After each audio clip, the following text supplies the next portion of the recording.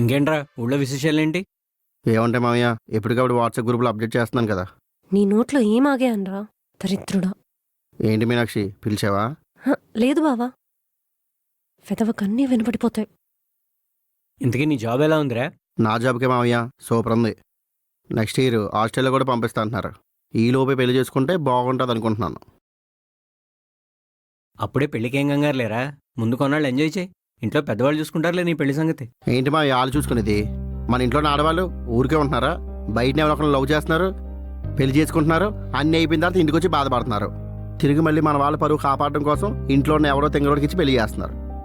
మన ఇంట్లో ఉన్న ఆడవాళ్ళు మన కోసం కన్నట్లేదు, బయట ఉన్న ఎదల కోసం కన్నట్టుంది.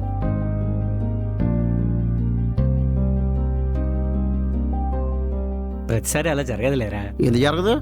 మనం మీరు ఒకదానికి పెళ్లి చేశారు కదా, 3 నెలలు తిరగముందు ఇంటికి వచ్చింది. మళ్ళీ అది రిపీట్ అవ్వదని గ్యారంటీ ఏంటి?